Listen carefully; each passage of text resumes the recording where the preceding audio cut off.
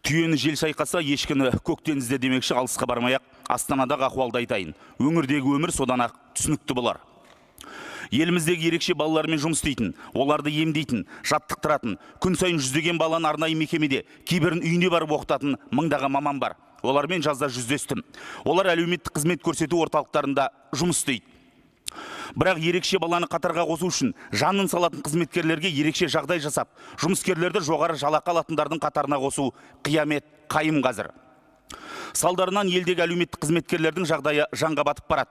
Себебі үкіметтің өмірі өзгермейтін 11-93 деген бұйрығы бұқараның базынасын бұйым құрлы көрмей тұр. Ағайынның айлығын өсіру үшін сол 11-93 деген бұйрықты өшіру керек. Бірақ оған үкімет емес. Нақты мысал келтірейін. Өзім аяқтай барған Астана қаласындағы Жансай әлеуметтік қызмет көрсету орталығында 640 бала ем алады. Оның 63-і кәмелет жасына жеткендер. Сол орталықтағы 160 қызметкердің орташа жалақысы 180 мың теңге. Жұмыстың көбінесе жоғары эмоционалды және физикалық күш-жігерді қажет ететінін ескерсек, бұл өте аз ақша. Салдарынан ешкім мұндай орталыққа қызметке келгісі келмейді. Кадр тапшы.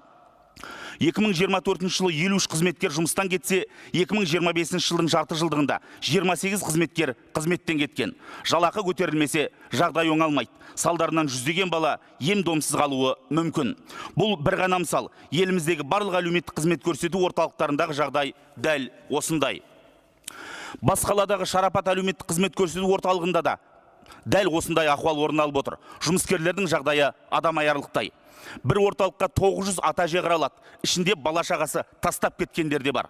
Қамкөңіл қариялардың жағдайын жасайтын әлеуметтік қызметкерлердің жалақысы 110 мың теңге. Салдарынан ол жаққа да ешкім жұмысқа барғысы келмейді. Бұл да еліміздегі барлық әлеуметтік қызмет көрсету орталықтарына тән жағдай екенін тағы бір мәрте еске салам.